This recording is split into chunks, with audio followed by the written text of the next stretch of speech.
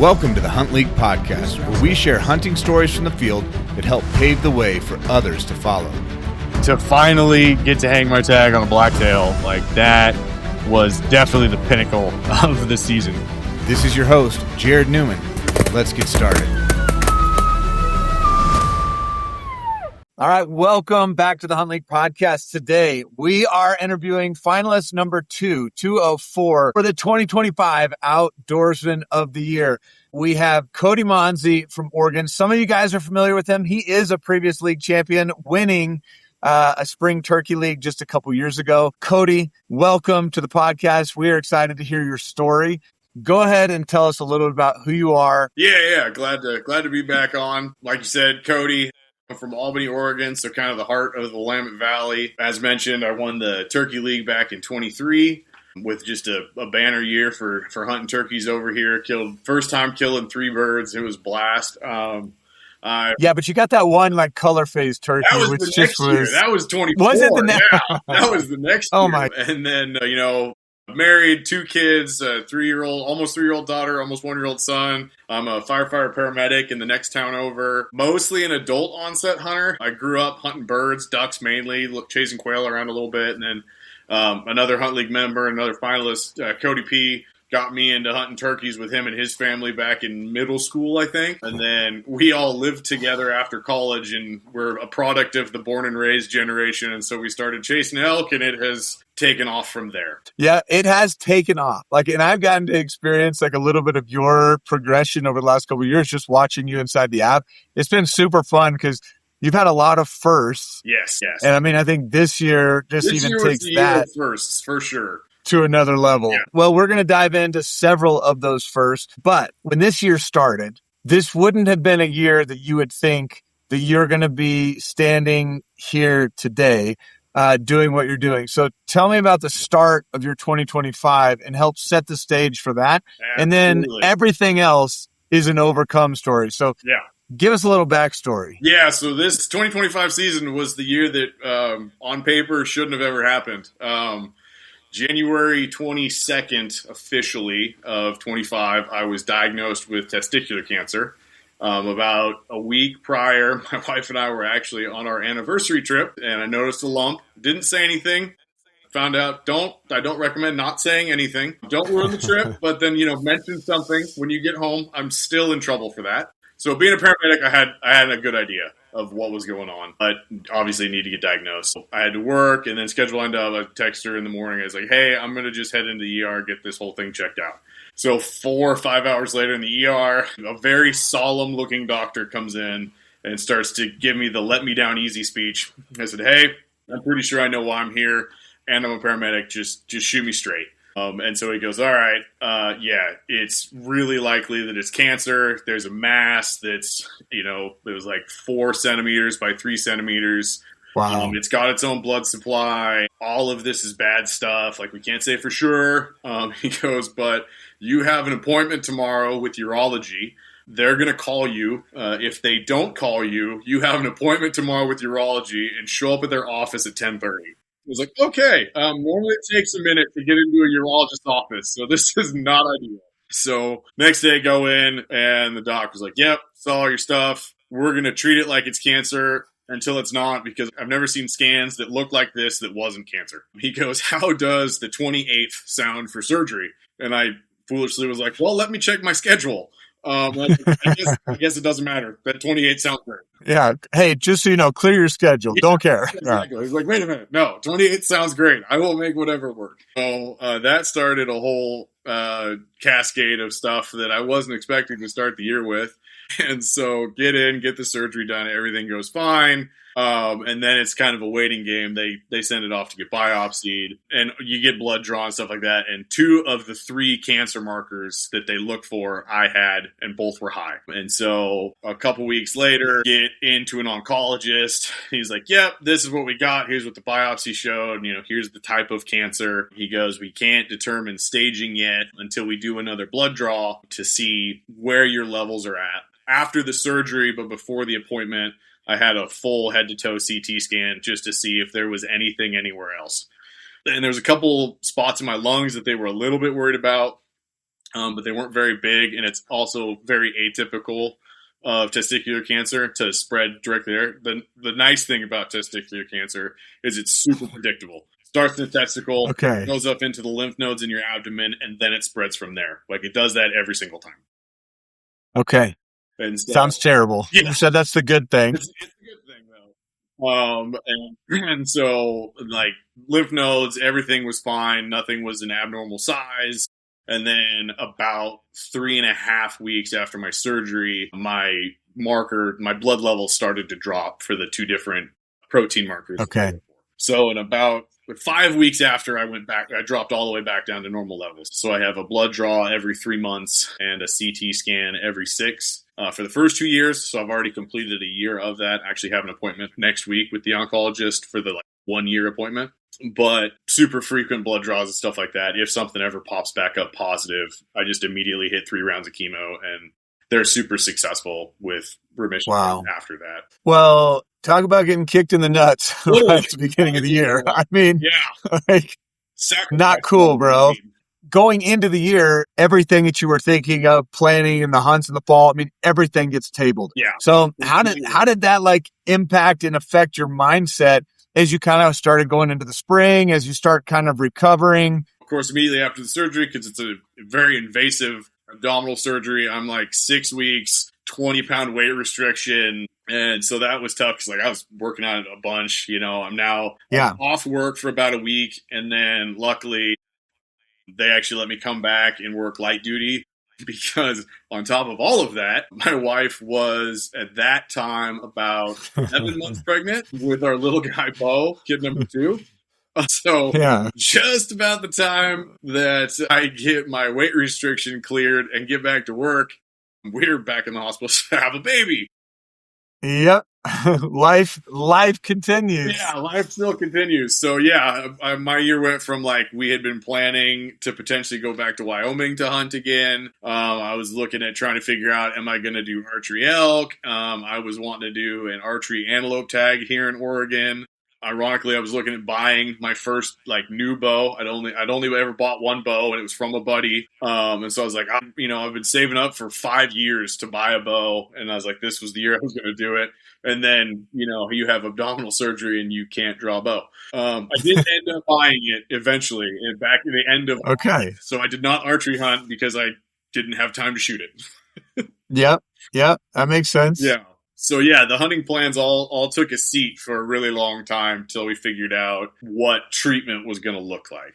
You're here not just because you have this like cancer overcome story. I mean, you're here because of the accomplishments and things that you did as an outdoorsman this year. Yeah. But you had a lot of uphill things to overcome just to even get out the gate. But take me to this spring and when all the dominoes, because I mean, after the spring, it was just like the dominoes started falling. Absolutely. Well, I would love to say that the cancer surgery, the orchiectomy, was the only surgery, but no, we're doing 2 in 1 year. So I coach wrestling. I'm an assistant wrestling coach. So right after surgery, I'm at a tournament. I'm being good. All I'm doing is sitting in the chair, yelling at high schoolers, and I go to sit down into a chair, and my belly starts hurting. I was like, that's weird. Like, maybe I sat funky. I've still, got an incision that's healing. Like, it just hurt all day. Well, turns out on the other side, I got a hernia.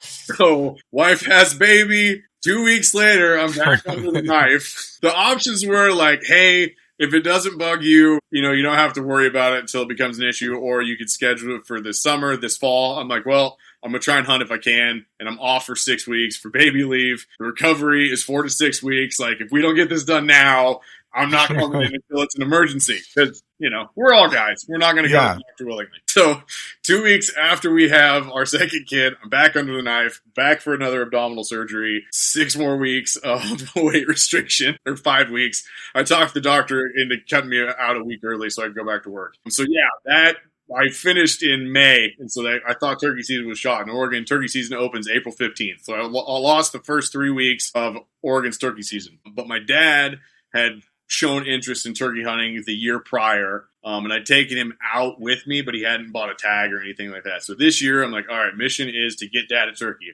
I can't technically carry a shotgun yet, or hunt because it's all over my work restriction. But I was like, he can carry all of the things. I can just be the knowledge and the calls and try to get it on film. And so we did exactly that. Luckily, we've got some private land that a farmer next to my parents, he actually bought my parents' ranch this year. It was the same property that I killed that color phase bird, and my wife killed a bird on last year in 24. So I knew there were a ton of birds. We set up and called birds in. It took us about an hour and a half to actually get the bird to the decoy, but we had birds at the property line on the fence line within about 15 minutes, and then it was just a really long calling session to try and get him to jump the fence. But yeah, I got my dad his first turkey. He's hilarious because he's first time he's ever turkey hunted. He goes, "I'm just glad I didn't miss." Now he's hooked. Unfortunately, there was enough brush and stuff. He couldn't like see the bird strutting. But at one point, I'm pretty sure they were like 5 yards away, just on the other side of the blackberry bush, because he got to hear the whole show. He got to hear spitting, he got to hear drumming, like hundreds of gobbles. And because they were on the other side of the brush, I was able to like quietly explain like the different noises and what I thought was going on and like what the plan was and stuff like that. And then finally coaxed one across the fence, and he made a great shot and rolled it, and it was awesome. We had a great time. Did you end up getting a turkey? I did not. You got a turkey like a... Okay. Tried to make it a little bit more challenging for myself. He had an old 410, a single shot 410 shotgun that he used to shoot snipe with when he was a kid on his parents' dairy back in California. It had tape around the stock and stuff like this. One of the guys I work with before he joined the fire service went to gunsmithing school. And so I brought it to him. I was like, "Hey, can you like look this thing over and like see if it's fixable, because it wouldn't stay closed. You could lock it open, and then if you breathed on it wrong, it would pop open. Like, you look this thing over, see if it's even like safe to fire, or figure out what's going on." And it was missing a spring. That was it. So he got the spring, got it replaced, and then he looked into it, and it's like a 100-year-old shotgun. It was manufactured somewhere between 1903 and 1923. And so I'm like, I'm going to try and kill a turkey with this 100-year-old 410, which limits your range to like 15 yards. So I was unable to get a bird in that close, but I severely handicapped myself with, That's super cool, though. All right, so I don't know that we started with highlights. I think we started with like lowlights, if you will. Yeah, well, it can only get better from the bottom, and that's exactly... It gets a lot better. Exactly what this year did. So after we got the like more favorable diagnosis, I'm not going to have to do treatment and stuff like that. Then we started planning hunts. Cody P and I paratoured. Most of you guys know him. He and I went back to Wyoming in 23, had a fantastic time. It was our first out-of-state hunt, first antelope hunt, whole bunch of firsts on that. Well, we had such a good time that his dad, his brother, and a buddy of mine, Dwayne, who I've talked about before, all regretted not coming along with us that time. So we, saved up points for a year or so for Cody and I, and then everybody else had already been buying points. And so we put in for a couple units in the same area. And we went over there with 8 high dollar tags, and then we had a handful of doe, the leftover doe tags in our pockets as well. Oh, before that, I did my first backcountry hunt. I did a fall bear backpack hunt that was incredibly unsuccessful, but hey, still a first hunt. Fun. Doesn't help when it's 95 degrees at the trailhead at like 6,000 feet. So learned a lot on that one, but had a good time. So once hell's good, like we're full steam ahead for Wyoming, and that's going to be like the big plan for the year. So decided I wasn't going to archery elk hunt that year just because it was a lot to try and fit in. I'm sitting on a handful of mule deer points in Oregon that I'm trying to get rid of, but I wasn't going to burn those points because the seasons with Wyoming and with Oregon mule deer are concurrent. I'm like, well, I'm just going to do general. I can't shoot my bow like I wanted to, so I'm going to do general rifle blacktail when we get back and whatnot. So we go to Wyoming. Rocky has a mule deer or whitetail tag. Kyle, same thing, mule deer and or whitetail tag. They actually didn't draw the antelope tags we were expecting that they would draw, which was unfortunate. Cody and I partied together because we had the same point level, and so we had a mule deer and or whitetail tag apiece, and then we each had an antelope buck tag or an antelope tag. It's good for either. And then my buddy Dwayne, same thing, mule deer and or whitetail tag, and then he had an antelope tag as well. So we went over there with 8 major tags, filled all of them. Heck yeah. Somehow. That's crazy. Yeah, and like that's crazy. 2 days. in 3 days, the first 3 days of the season. We did the trip a little bit differently this time. So we actually showed up a day and a half before the season started to give us time to scout. The previous trip, just due to how we could get vacation and stuff, we didn't come until the last week of season. So like when we hit the ground, it was time to start looking for stuff. But this year, everybody showed up early. We had time to scout and try and find some bucks. We saw a ton of deer. I mean, Wyoming's incredible. We ended up killing 4 mule deer, 1 whitetail, and then 3 antelope bucks, which that one surprised me the most. The tag that we had, it's 1 point tag, but the unit itself isn't very good for antelope, I would say. Like from very limited experience, the antelope, you see them everywhere, right? You're just driving around, you see them everywhere. Well, in this unit, you'd find them in pockets, and unlike everywhere, like the other units that just even the surrounding units as we're driving around on freeways and stuff. And so the fact that we were able to fill all 3 with nice bucks was a huge blessing. 8 for 8 on tags. Yep, I got 2, which that was cool as well. The mule deer was my first buck. I had killed my first ever. Deer. That was your first buck ever. My first deer in 23 in Wyoming. I had a doe tag. And then this year, 25, it was my first buck. It was about 1,000-yard spot. I spotted him and 2 others bedded up on a hillside. It was me and my buddy Dwayne were hunting that day, and then the Parator clan was off down below us hunting somewhere else. And so I made a big long loop, went through some coulees, popped up. I found a knob that was going to, if I popped up on top, I was going to be about 250 yards, I figured, from him. So big long stalk through the coulee, popped up on top, and there was enough of a ridge I couldn't see him. And so I ended up having to circumnavigate and come up on the side of the knob just to be able to get a spot on him. But by the time I got there, they were up feeding, and 2 more bucks had joined in and set up, found the biggest bodied one, and it was a 276-yard shot. Okay. 300 Win Mag, so it was one boom, and he fell over. Yeah, first buck on the ground. You have that good Burris glass on there. Yes. You're rolling with that XTR, whatever it is, and it's fancy. Yeah, the Extreme 2. Unfortunately, I don't think they make it anymore, but it is a sweet scope. I really like that thing. And then, that's it. The gun's nothing fancy. It's just a Howa 1500, but I did swap out the stock for the MDT Oryx. It's a little bit fancier. It makes it a serviceable weapon. Yeah. Huxworks suppressor on the front of it. It's great. All I can say is you might be due for a Seekins rifle at some point here in the near future as your upgrade. So we can only cross our fingers that this is the year. We'll see. So first buck on the ground, super stoked. So me and my buddy Dwayne deal with it, get it all cut up, and then we're packing it back to the truck. And then when we get up to the truck and get service, we're talking to the other group, and they had gotten on a deer and had killed one for Kyle. And then while they were gutting it, they had seen some others, so they dropped us a waypoint. And, we took off and ended up actually getting Dwayne. Cody helped get Dwayne his first out-of-state mule deer. We killed 3 bucks that day. We packed a lot of meat. What's your personal highlight from that trip? What's your biggest, highest moment? I mean, it doesn't even have to be your animal. It could be like, what was the moment that really made that trip really special? Yeah, so my all-time goal going into that trip was getting my buddy Dwayne his first antelope. And we actually were able to do that the first morning, opening day, October 1st. So the opener of the season, we got him his first antelope. And it's funny because we'd actually found that antelope the day before scouting. We'd seen a herd, there's a buck in it. I was like, oh, sweet. There's antelope here. We're going to get you a buck. I didn't care if I shot an antelope doe. I was just more meat hunting because they're delicious. And I don't want to wait the 12 years or whatever it's going to take in Oregon. And so, but I wanted to get him a buck because I knew he really wanted one, especially after hearing our stories from a couple years before. And so he'd seen it. He was kind of hemming and hawing. He's like, oh, I don't know. Because it was a long ways off. So we couldn't tell, if it was a very good buck or not. So I'm harassing him. I was like, well, if it's not a day one buck, man, you better be careful. I have a gun too.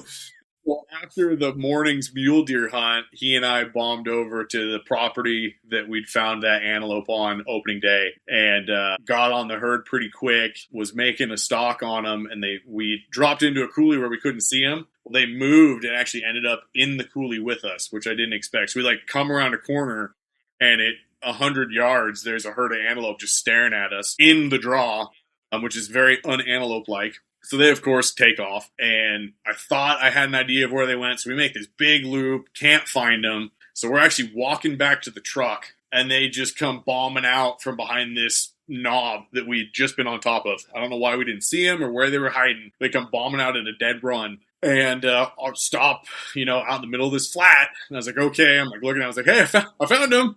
And water and all sorts of stuff. I was like, well, here we go. And so we're in full sight of them, but we're, 800, 900, 1,000 yards from them. I was like, I think if we just side hill, like they can see us, but we'll be walking away from them. We can walk down and we can drop into this coulee, and then we can run the coulee and get up close to them. And sure enough, like they watched us do it, and they like stayed completely opposite of us. So they moved, west as we moved east, but didn't run off. We dropped into the coulee, and then it was just like a leapfrog game. We'd get up to the next corner, and we'd be able to see the buck because he stayed to the right of the group the whole time. And we'd have to wait until he fed left, and then we would belly crawl a little bit farther. And finally, we got close enough that we got the terrain in our advantage. So we were able to make up a bunch of time, get up on top, and we actually managed to crawl in to 140 yards on these wow, which was nuts. But that's hard to do. Yeah, but we got shot. They were in just this little swale, and so we could see like their heads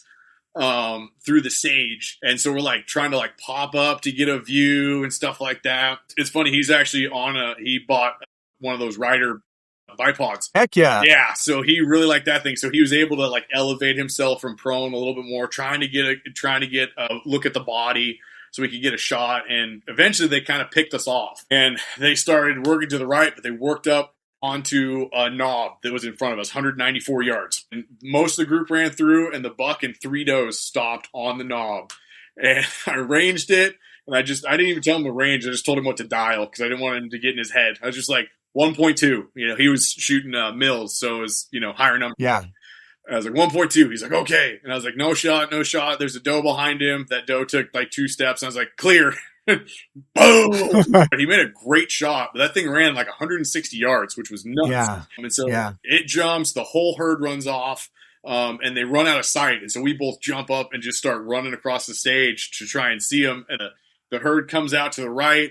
I throw up the binos. I've got a pair of those image stabilizing SIGs. I throw them up, and I'm just scanning the herd. I was like, there's no buck. And, we crest this little hill, and we see Orange laying down there in the stage. And so he just loses his mind. He was so stoked. That is so cool. Funny. I don't know the validity behind this at all, but he talked to a guy before he left about like scoring antelope or what to look for. And the guy had told him that like if it has ivory tips, like that's what you want, which never heard, but he was all locked in on that. And he walks up to the antelope, and I'm staying back, so we're trying to film and stuff like that. And he just goes, ivory tips! You got it.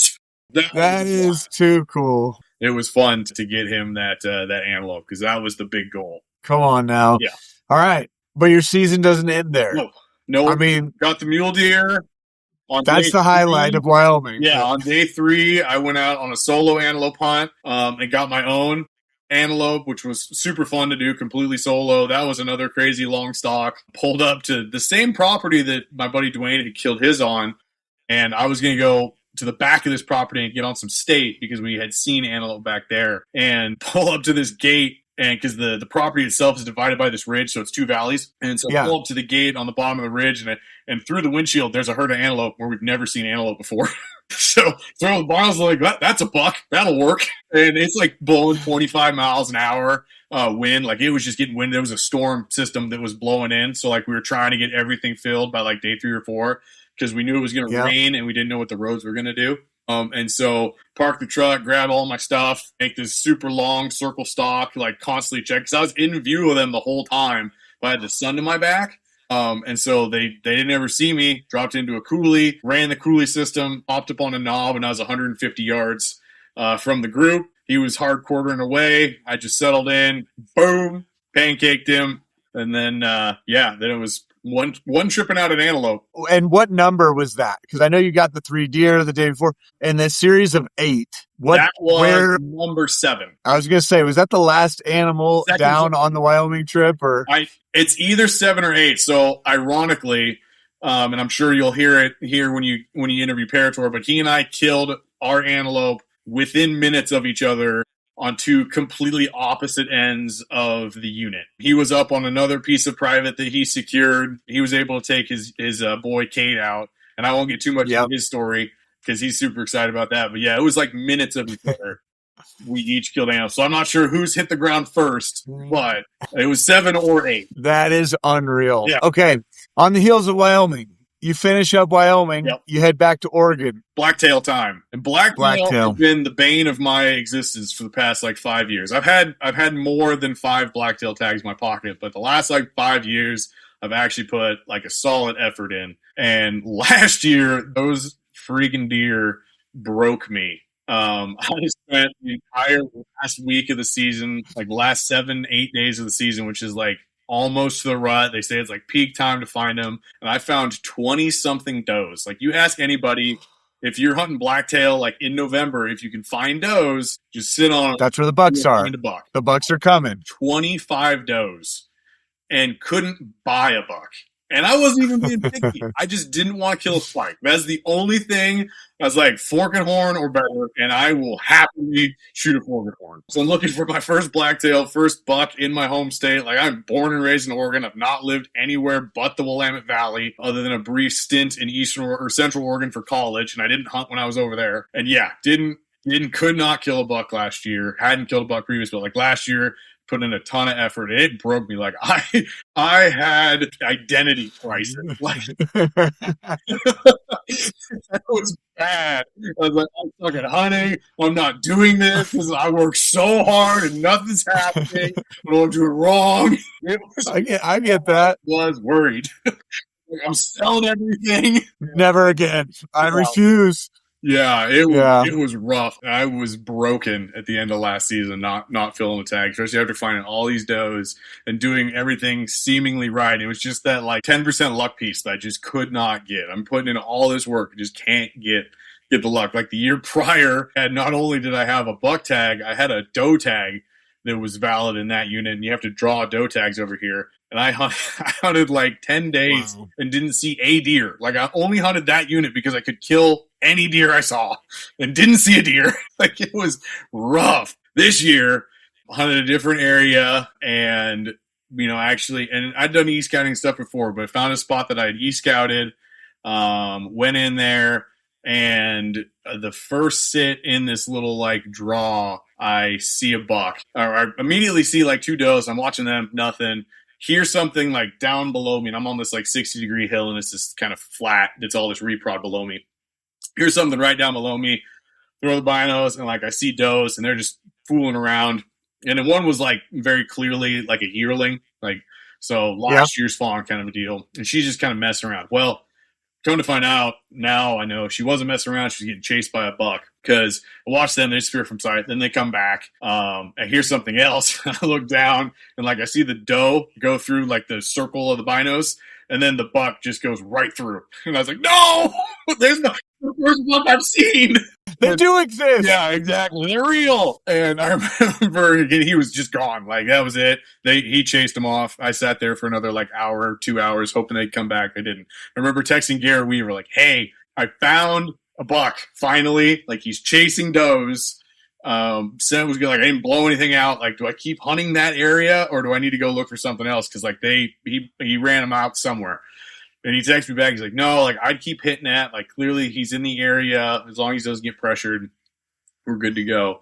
So I had to work for a couple of days, came back in, and we were going to have this atmospheric river rolling through. Common knowledge, wisdom, whatever is if the weather's super nasty and super rain, that's blacktail weather. I sat out in the rain for 4.5 hours and didn't see anything. Not even a bird. This is ridiculous. I don't know who they are, but it's a lie. So hike out, 2.5 hike in. I had a permit, but this was it was in a permit area, but it was a walk-in area only, so we couldn't drive in. So 1.5 hike in, hike out. I got to work for 2 days. So I'm going to miss the rest of this storm. And so I'm oh man, everybody says it's great. And you're seeing deer pop up on social media. Everybody's yeah, you got to be hunting in the rain. They're up and moving. And so I'm oh man, we'll see. Get off. And I decided to go off for an evening hunt. And the rain's finally letting up. It's going to get nice that evening. Go off for an evening hunt. Well, get to the trail or get to the gate. No truck. Stoked. Start hiking in, and I pop over a ridge, and there's a bowl that I need to go through, and then there's a little ridge that I want to sit on. I pop up to the top, and I see 2 dudes walking the road that I need to walk to get to my spot. I was oh, you got to be kidding me. And so I kind of glass them for a while, and I'm watching, and they walk right past the spur road that gets to like the one good spot to glass this whole area. After I'd found it, I'd like checked out all the way around. Like, where can you look at this from? Can you get a better vantage? And I'd found like the one spot where you get the best vantage. There's nowhere in there you could see everything, but I found the area where you could see like 75% of it. They walked right past that spur road. And I was like, okay. So I let them walk past. So I was like, well, normally I wouldn't walk in behind somebody, but they didn't go to where I'm going. So it's public land. I'm heading in there. And fair game. Yeah, it's fair game. Like, I'm not going to walk in behind them if they were on that road. I was going to turn around and leave. But, like, I know where I'm going, and they didn't go there, so I'm headed in. So hike in, set up, and before I even sat down, like, just with the naked eye, I saw a deer, like, right below me. So pull up my binos. It's a doe. Sweet. Sit down, take my pack off. I see another deer, another doe. I was like, oh, wow, she moved quick. And then I realized, like, nope, that's a completely separate doe. I was like, cool. So, and then I pan to the right, and I just catch a flash of antler in the ferns. All right, sweet. Look, and it's a buck, and I can tell it is way more than a spike. I was like, happy days. How far are you? Yeah. Like, what's our distance at this It's point? 113 yards. Don't know why I bothered to read it. It's a top pin shot as far as a rifle. Yeah. And steep downhill, but yeah, just over 100 yards. So I was set up there because there was this stump that was in front of me that I could use to shoot from. And so get the gun set up on the stump, and the face cut of the stump actually worked great because it allowed me to get the gun at a steep enough angle and keep it super secure. He was quartered away, put the crosshairs right behind his shoulder and let it eat. And he took 2 steps and fell over. Oh my gosh. Yeah. First, I mean, that's $2. You went from $0 in your lifetime to $2 back to back. Back to back. And let me tell you, the first home state buck was even sweeter than the first technical buck. Like, I put way more because, like, it's Wyoming. You don't have to be that picky. You're going to kill a deer. To finally get to hang my tag on a blacktail, like, that was definitely the pinnacle of the season for sure. And it ended up being a nice 4x3. So, little basket buck. It's not any record book buck, but you know what? I am more than happy with it. So, immediately call the wife. I did it. And then I, call Parator. He's like, you know what? I was like, yeah, I can do it. I know what I'm doing. I did. It actually happened. So worked my way down, and the 2 guys that I felt a little bit bad. The 2 guys that walked past, they knew of a trail to get down, and they were actually going to still hunt that area because the one guy has hunted that area a whole bunch because he's got family that butts up to this property. So he was familiar with the area, but they came down, helped me take pictures. I was like, oh, thanks guys. Appreciate it. And then I was like, hey, go hunt, because they wanted to help. And like, oh, we'll help you get this thing out of here. I was like, I got a buddy coming. Like, I got it. You guys go hunt, right? And they're like, okay. And then the one guy who was familiar with the area, he actually came back. He's like, nah, I want to help you. And so he helped me cut up this deer. And I was like, well, I've already got my buddy coming in. But he goes, I'll pack it up to the road, up to the top, and then you guys can take care of him there. So I'm like, all right, I really appreciate it, man. Like, that's awesome. Thank you. And so, yeah, he helped me cut it up and pack it out and got it up to the road and met up with Parator, and then Parator helped me haul it the, little bit over a mile back to the truck. I love hearing stories like that of a hunter just jumping in and helping out. I know when I got an elk back in 2019, one of the other guys in the HuntLeague app who I had never met, I'm literally standing at the side of my truck at like 6 a.m. in my underwear because I'd been taking like, I'd already taken like 4 loads out with an elk. I got into the truck and just slept in my truck at like 2 a.m. Yep. And I am hurting, and I know I've got to go all the way back in. And I just get out, and this guy, it was Dale, and he just comes over and he just starts talking to me, asking me about my hunt. And he's like, yeah, I got an elk last night. And he was like, I'll go help you. And he just had a smile. He was happy, just learning, talking. Yeah. And we've stayed in touch ever since. I'm like, dude, I love that guy. Yeah, and awesome. So, yeah, you had one of those Oregon guys just show up in your life. Yep. And just, dude, I freaking love when hunters do that. Yeah. And, with all of Parator's success, I've gotten pretty good at cutting up animals. And that year, I finally got to cut up my own. But let me tell you, this guy was fast. He has done it. He'd done it a few times. Yeah, he's done a lot. Yeah, because it was great. Because we've got a taxidermist here that we've got grown a relationship with, and so we told her like, hey, anything that we kill, like we'll bring you the capes. And so I'm taking my time caping this thing out. And this guy had both back hams and the back straps out. by the time I had the filters off. And he was flying. Dude, I love it. He's a surgeon, Yeah. man. Okay. And I mean, you looking at that trip, the blacktail, you're like, I don't know, like something about that being on your home turf. Yeah. It even eclipsed in your mind the high of what the Wyoming trip Oh, was. absolutely. Like the Wyoming trip is fun for the adventure, for the camaraderie, for the, you know, the people that we're over there with, all that. But, because it was like the second trip, you're like, you're remembering all the memories from the first trip and stuff like that.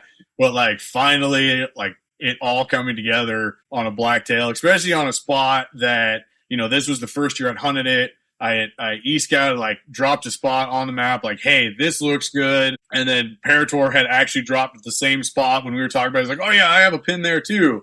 Like that's definitely worth checking out. And then like seeing a buck in there on my first time in, but not getting a shot.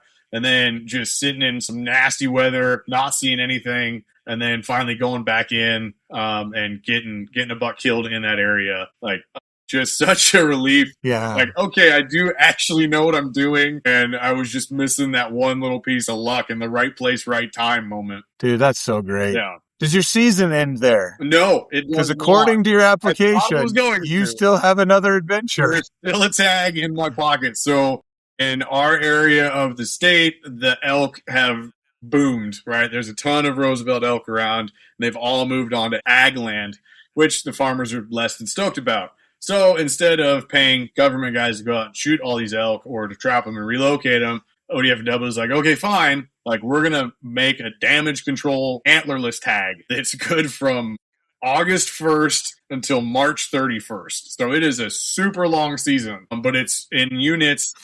That's crazy. The Willamette Valley and a little bit north, and then it wraps up into the gorge to some of the agriculture up there in Eastern Oregon, but it's like 95% public land. And they're like, we're going to help you out with the elk, but you have to let people come hunt on your land. Like, that's the deal here. So it's still like hard to... So it's 95% private land, yeah, not public. Private land. Yeah, okay. So they're like, we'll help you with the elk, but you got to let people come hunt.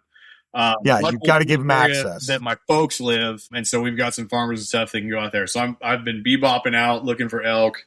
Hadn't found any. Well, this year they expanded the boundary in our area a little bit, and it encompassed some private land that the Parators have access to. And so they've hunted this chunk of land for the last 5 or 6 years. So they're really familiar with it. They have trail cams all over it. So it was December 28th. I had just got home from work. I was making pancakes for Olive, my 2.5-year-old, and phone rings is Parator. And it was a Sunday morning too. And he goes, hey, what are you doing? I was like, well, you know, kids are sick, so we're not going to church. I'm just making pancakes right now. And he goes, well, how fast can you get up here? The elk are where we need them to be. He lives about 30 minutes north of where I live. And I was like, well, I just, let me see. Yeah, right now. Yeah, I need to check in with Beth Ann because she just went upstairs to take care of some stuff.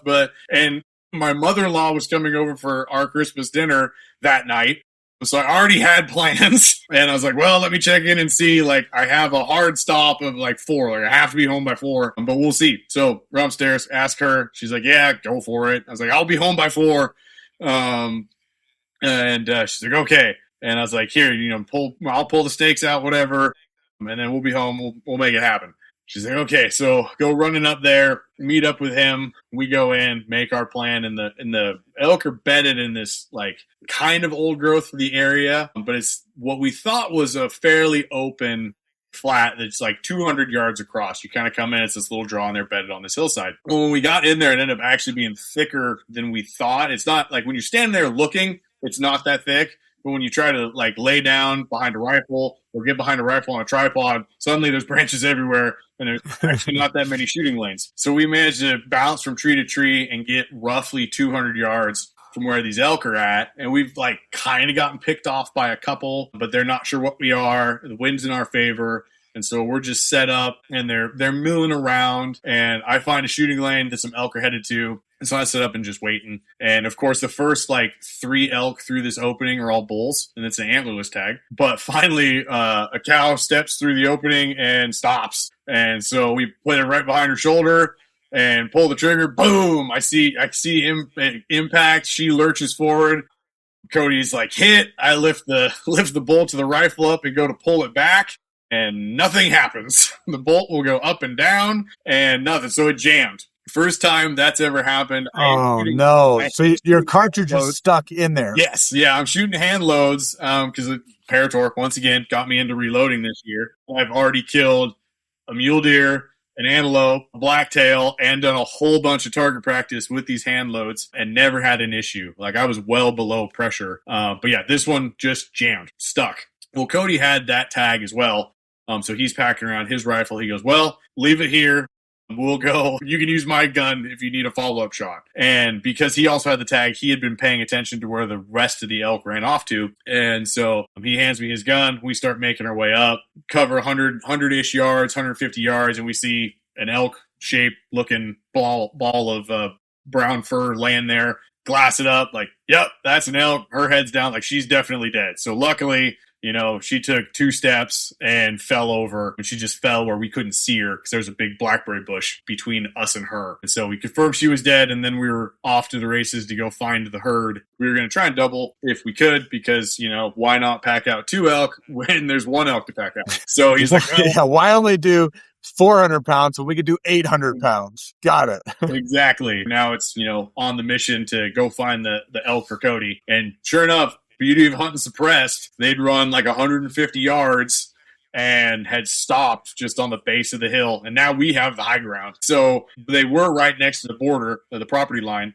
So we're being a little bit careful. We actually swung to the right side of the herd as far away from the property line as we could get, got set up on top of the knob, found a nice opening. A cow, separated herself, unfortunately for her, and Cody dropped the elk as well. Unbelievable. I mean, unbelievable. Yeah. And it just keeps getting better and better. What time of year is this? Like, when is this in the year? So this is November or December? Yeah, winter, December 28th. Now, the Arizona trip, we didn't even talk about that. And I know we're going to hear that from Parator. Yes. You did not have a tag on that, correct? No. We joked all year because ironically with that tag, he found out he drew that tag my first day back to work after the cancer surgery. So I spent all year harassing him that he drew an Arizona tag and I drew cancer.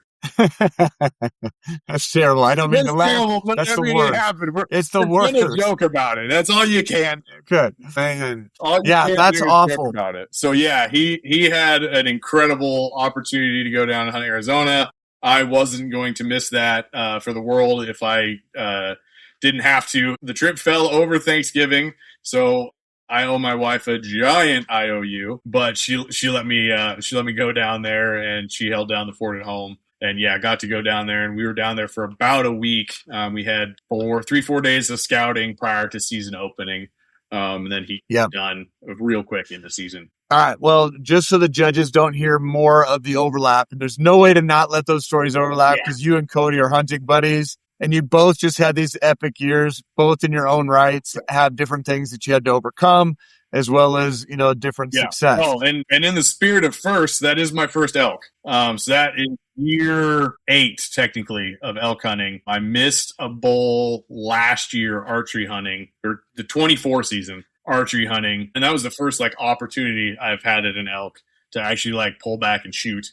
I missed on that. So yeah, this was my first elk. Unbelievable. Yeah. What an incredible year. If you had to say, all right, here's some lessons that you learned, what are some of the top things on your list of lessons learned? Lessons learned first is regardless of your circumstances, you got to either find the positive in it or don't wallow in your circumstances for too long. Everybody's allowed a pity party, but give yourself the 5 minutes, have your pity party, and then it's probably something you can't change. And so, being miserable about it is only going to make it worse. So, deal with it and make the best of whatever situation that you can. And then the other thing that I learned is just stick with it. If you do put in the work, and I know this from years of sports and stuff like that, but when you don't fill a tag year after year after year, it wears on you. But if you're in the right spots, if you're doing all the right things, stick with it. It will come together. Absolutely. From when we talk about this being the Outdoorsman of the Year, you're in the running for this. We want to hear just a little bit on conservation, mentorship, any types of other things that you may have done or contributed to during the year that would kind of help round out that package. So I know with raising a young family, time is extremely limited. I know with going through the health stuff that you went through, I mean, you had a lot of limitations this year and really made the most of it. But in the midst of that, I know you helped your dad get his first turkey. I know you helped your buddy get his first pronghorn. So, I mean, you've already told us some of those stories, but did you have any other kind of mentor conservation type of work or things that you contributed to in the 2025 season? Yeah, so conservation wise, like obviously a lot of physical limitations. I wasn't taking part of any work days and stuff like that, but I am a part of the Oregon Hunters Association, the Rocky Mountain Elk Foundation, the Blacktail Deer Foundation, which is a newer foundation, but it's a subsect of the Mule Deer Foundation. So kind of also by proxy, you get a Mule Deer Foundation membership with that as well. And then also the National Wild Turkey Federation. So my conservation support was monetary value this year. On top of this spring, along with everyone else, calling senators to have them yell at Mike Lee about trying to sell off all of our public land. Selling off all the public land. I mean, hundreds of thousands of acres at risk. Leaving voicemails for my senators here in Oregon. Yep. And that was a big deal. And I think hunters stepped up in a really big way. That was a very dangerous territory that we were all facing as hunters. Yeah. So spent a decent amount of time making phone calls on that as well. Mentorship. We already talked about my dad. I did take another buddy out turkey hunting. He's killed turkeys before, but his family runs cattle. And so all of his turkeys have just been like circumstantial. Like he's out checking cows, sees a turkey, sneaks up on and shoots. He really wants to kill a bird like the traditional, like either run and gun or ball kind of style. So I took him out a handful of times. Unfortunately, just not enough time in the season to get it done with him this year. But, we got on some birds. We got some gobbling. We just didn't get one in close enough to shoot it. Helped that same buddy, his name's Tucker, out with some longer range shooting stuff, along with Dwayne in prepping for antelope. And then, just helping Dwayne on the Wyoming hunt, just because of my previous experience hunting antelope and doing that, and he hadn't done it at all. So yep, I love it. Cody, what would this Outdoorsman of the Year title and award, what would this mean to you? I mean, it would be incredible. I'm just grateful for the opportunity to even be here. Because like I said at the beginning, this was the season that I did not expect. And it would just be the cherry on top of everything, really. Like, it's been a phenomenal year. I joked with you even before the applications. The year kind of started out with a kick in the nuts, but it ended up all right. It did. Everything came together, and getting a chance to just compete and share my stories is a huge blessing. I can't wait to hear. Of course, I know one side of the stories from one of the competitors, but I can't wait to hear Josiah's, and I can't wait to hear Josh's stories and all that. It's just an awesome opportunity to be a part this year. Now, for people watching, and they might be like, what is going on back here? Because this has not been in my peripheral screen for very long. This is a little golf enclosure, because here in a couple months, we're going to be joining you up in Oregon for the Ryder Cup event up there, which is going to be a shooting match. We have some people applying for spring bear tag, but we do have a couple spots for that. But that's going to be an awesome opportunity where several of these guys, at least 3 of the 4 finalists are going to be there.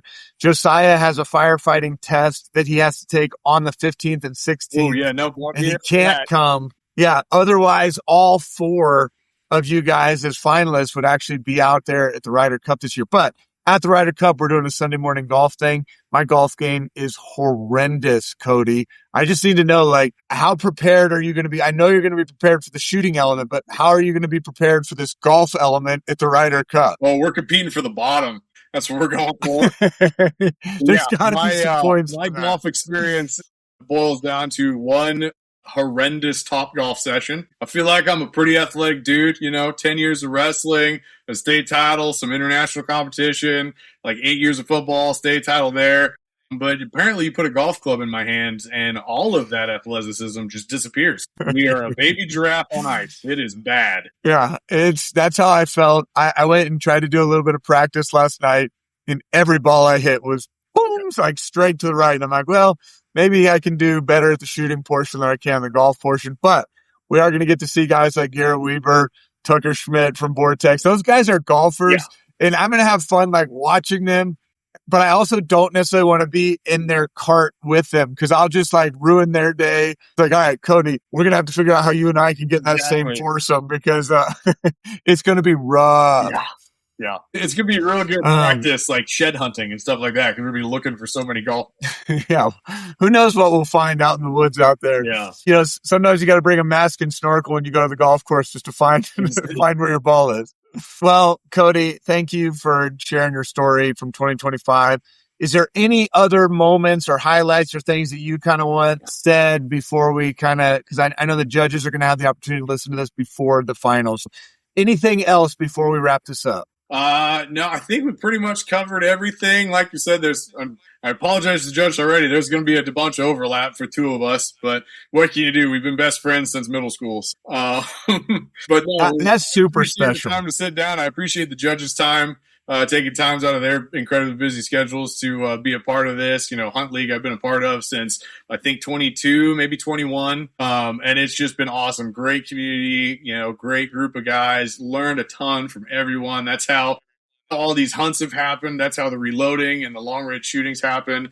It's just picking people's brains in this community. And so I just appreciate everybody's time doing this. No, I love it. We're going to have a blast in Oregon. Most of the guys coming to this have not shot any type of match before. And I've heard from a couple of people that are like, well, I'm not going to go because, you know, like I wouldn't be good at competing. And I'm like, nobody's going to be good at competing at the match. Like that has nothing to do with it. Like come up there and be just, I don't care if you're a terrible golfer. That's what we're there for. We're laughing with each other and at each other. Absolutely. That's what makes it fun. All right. Well, Cody, thanks for joining. I'm going to edit this thing together, get your story out. We got 2 more recordings to do with Cody Parator, who there's obviously some overlap, and then Josh Dishman, who I had the opportunity to go and do a shared elk hunt with this year. So I've gotten to experience this much of his story, and I'm going to be the detractor from his story because that guy should have got an elk, and I kind of ruined it. So he might just throw that down in our interview. Yeah. One thing I learned this year is not to hunt with that guy. Thank you for the time today, and best of luck as we head into the finals. Thank you.